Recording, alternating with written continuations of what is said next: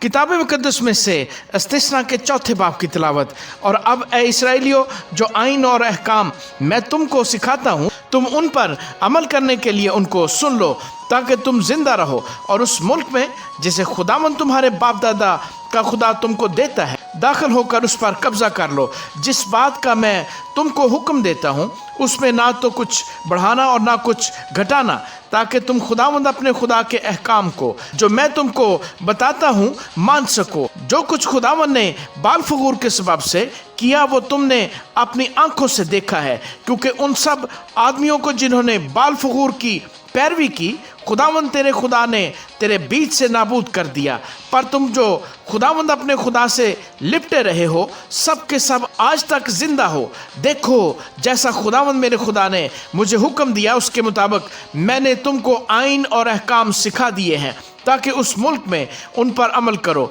जिस पर कब्जा करने के लिए जा रहे हो। सो तुम उनको मानना और अमल में लाना, क्योंकि और कौमों के सामने यही तुम्हारी अक्ल और दानिश ठहरेंगे। वो इन तमाम आइन को सुनकर कहेंगी कि यकीनन ये बुजुर्ग कौम नहायत अक्लमंद और दानिशवर है, क्योंकि ऐसी बड़ी कौम कौन है जिसका माबूद इस कदर उसके नज़दीक हो जैसा खुदावंद हमारा खुदा, कि जब कभी हम उससे दुआ करें हमारे नज़दीक है। और कौन ऐसी बुजुर्ग कौम है जिसके आइन और अहकाम ऐसे रास्त हैं जैसी ये सारी शरीयत है जिसे मैं आज तुम्हारे सामने रखता हूँ। सो तू ज़रूर ही अपनी एहतियात रखना और बड़ी हिफाजत करना, ता ना हो कि तू वो बातें जो तूने अपनी आंख से देखी हैं भूल जाए और वो ज़िंदगी भर के लिए तेरे दिल से जाती रहें, बल्कि तू उनको अपने बेटों और पोतों को सिखाना, खुसूसन उस दिन की बातें जब तू खुदावंद अपने खुदा के हजूर हुरम में खड़ा हुआ, क्योंकि खुदावंद ने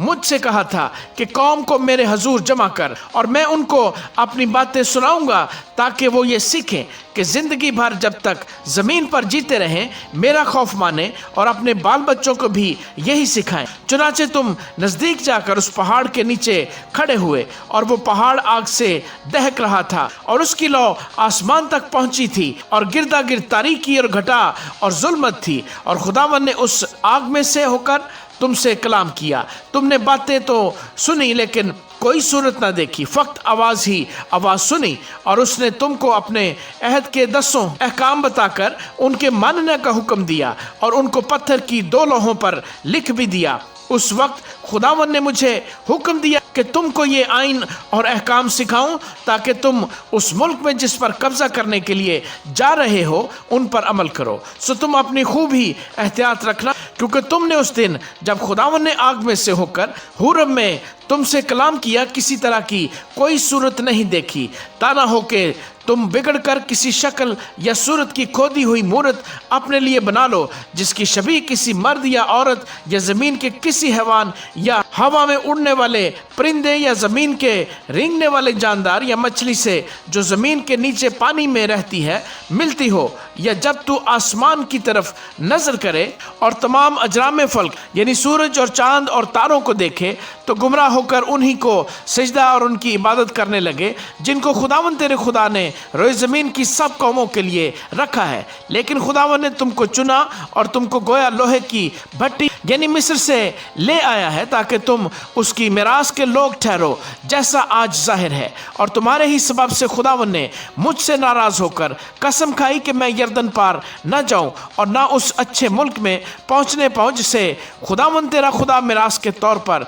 तुझको देता है, बल्कि मुझे इसी मुल्क में मरना है। मैं यरदन पार नहीं जा सकता, लेकिन तुम पार जाकर उस अच्छे मुल्क पर कब्जा करोगे। सो तुम एहतियात रखो, ता ना हो कि तुम खुदावंद अपने खुदा के उस अहद को जो उसने तुमसे बांधा है भूल जाओ और अपने लिए किसी चीज़ की शबीह की खोदी हुई मूरत बना लो, जिससे खुदावंद तेरे खुदा ने तुझको मना किया है। क्योंकि खुदावंद तेरा खुदा भस्म करने वाली आग है, वो गयूर खुदा है। और जब तुझसे बेटे और पोते पैदा हों और तुमको उस मुल्क में रहते हुए एक मुद्दत हो जाए और तुम बिगड़ कर किसी चीज़ की शबीह की खोदी हुई मूरत बना लो और खुदावंद अपने खुदा के हजूर शरारत करके उसे गुस्सा दिलाओ, तो मैं आज के दिन तुम्हारे बरखिलाफ आसमान और ज़मीन को गवाह बनाता हूँ कि तुम उस मुल्क से जिस पर कब्जा करने को यर्दन पार जाने पर हो, जल्द बिल्कुल फना हो जाओगे। तुम वहाँ बहुत दिन रहने ना पाओगे, बल्कि बिल्कुल नाबूद कर दिए जाओगे। और खुदावंद तुमको कौमों में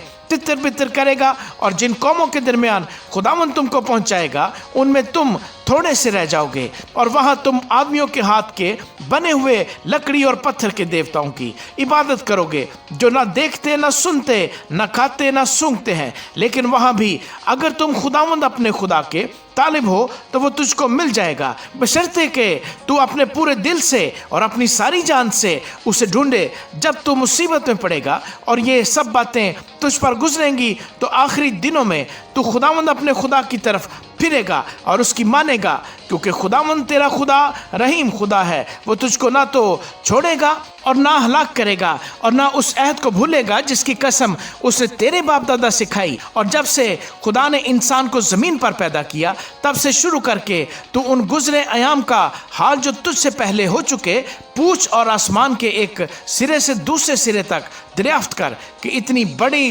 वारदात की तरह कभी कोई बात हुई या सुनने में भी आई? क्या कभी कोई कौम खुदा की आवाज़ जैसे तूने सुनी आग में से आती हुई सुनकर जिंदा बची है? या कभी खुदा ने एक कौम को किसी दूसरी कौम के बीच से निकालने का इरादा करके इम्तहानों और निशानों और मौजों और जंग और जोरावर हाथ और बुलंद बाजू और हौलनाक माजरों के वसीले से उनको अपनी खातिर बरगजीदा करने के लिए वो काम किए जो खुदावंद तुम्हारे खुदा ने तुम्हारी आंखों के सामने मिस्र में तुम्हारे लिए किए? ये सब कुछ तुझको दिखाया गया ताकि तू जाने कि खुदावंद ही खुदा है और उसके सिवा और कोई है ही नहीं। उसने अपनी आवाज़ आसमान में से तुझको सुनाई ताकि तुझको तरबियत करे, और ज़मीन पर उसने तुझको अपनी बड़ी आग दिखाई और तूने उसकी बातें आग के बीच में से आती हुई सुनी। और चूंकि उसे तेरे बाप दादा से मोहब्बत थी इसीलिए उसने उनके बाद उनकी नस्ल को चुन लिया और तेरे साथ होकर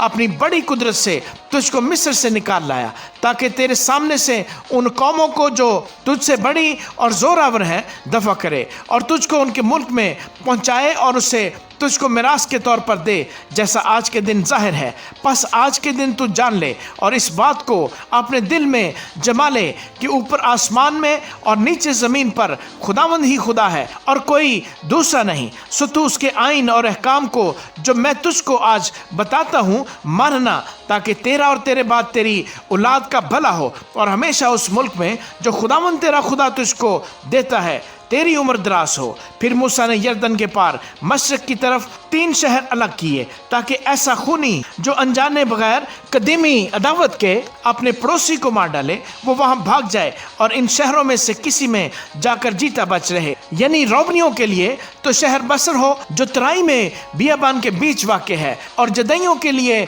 शहर रामात जो जलाद में है, और मनसियों के लिए बसन का शहर जोलान। ये वो शरीयत है जो मूसा ने बनी इसराइल के आगे पेश की। यही वो शहादतें और आइन और अहकाम हैं जिनको मूसा ने बनी इसराइल को उनके मिस्र से निकलने के बाद यरदन के पार उस वादी में जो बैत फगूर के मुकाबिल है कह सुनाया। यानी अमूरियों के बादशाह सीहोन के मुल्क में जो हसबोन में रहता था, जिसे मूसा और बनी इसराइल ने मुल्क मिस्र से निकलने के बाद मारा, और फिर उसके मुल्क को और बसन के बादशाह ऊज के मुल्क को अपने कब्जे में कर लिया। अमूरियों के इन दोनों बादशाहों का ये मुल्क यरदन पार मशरक की तरफ इरोएर से जो वादी अर्नून के किनारे वाक़ है कोहे सयून तक, जिसे हरमोन भी कहते हैं, फैला हुआ है। इसी में यरदन पार मशरक की तरफ मैदान के दरिया तक जो पिस्गा के ढाल के नीचे बहता है वहाँ का सारा मैदान शामिल है। आमीन।